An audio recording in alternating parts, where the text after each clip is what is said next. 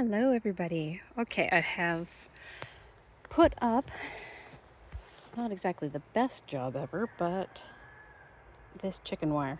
So this will actually stop the lambs from sticking their heads through the poultry net. I've ran it down here.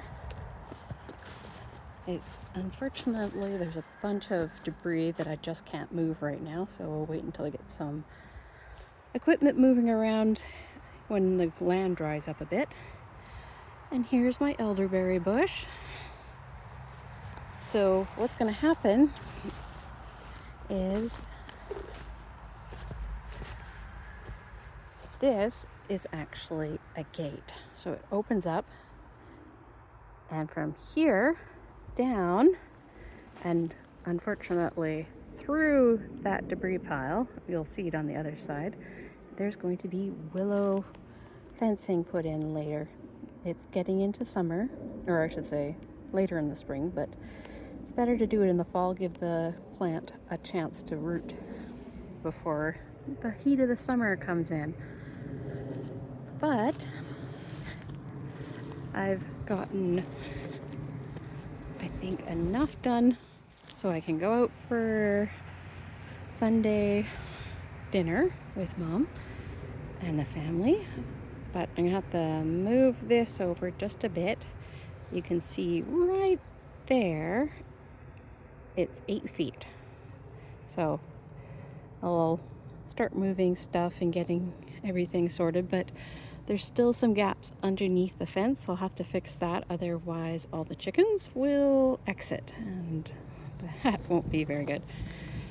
So at least the lambs and the sheep should not be able to get into this area, because turns out lamb heads go through this stuff wonderfully, and then their little tagged ears hook up on it. Yes, they do. Hello, sweetie. Oh. And that's just not good. So, metal fencing. Unless you have this electrified, which is very hard to do when you have lots of brush. For this, it's very simple. I'll get it better soon, but you just push the fence post in and step through. Put the fence post back up against. And ta-da! So now, oh, hi, sweetie.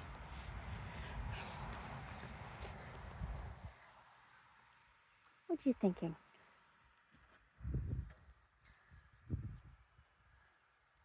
And you're in there.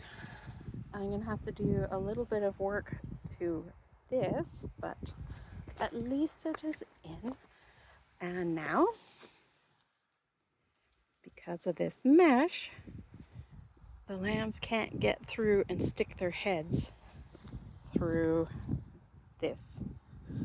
And it goes all the way down.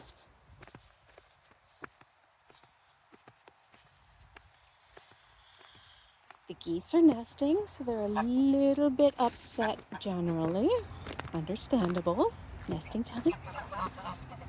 And here's the corner post. I've attached this netting to it, and the sheep don't tend to come through this area, so I'm hoping, because I kind of ran out of chicken wire, that before they try to go in this area instead, I'll get some more chicken wire and connect it up.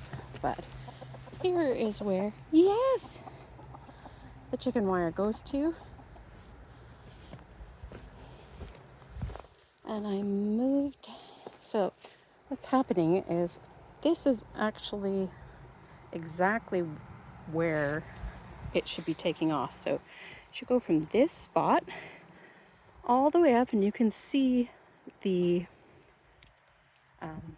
right there, the elderberry bush. So it'll be going from this point up to the elderberry bush, and then behind that is the post.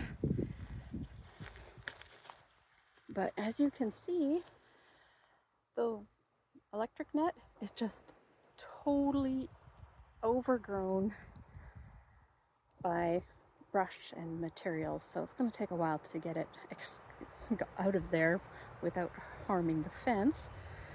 And then here's the other side with this big huge debris pile, so this is going to have to be worked on, but temporarily I put in this little post, and I can actually disconnect the two sides and open it up so we can access this pile later. But going up here, we're back to where we started. So all of this is going to be where the chickens are, and on the other side of the garden is where my chickens are, and they open out onto that side, and these ones are in here. So this should keep the sheep from getting out, and thankfully my sheep don't really jump that high. If it's under knee height, they would consider it. If it's above that, they're not too inclined. Even that, I've had wire that's been,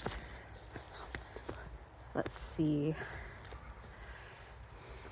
this far off the ground, so below knee height, and they're like, nope.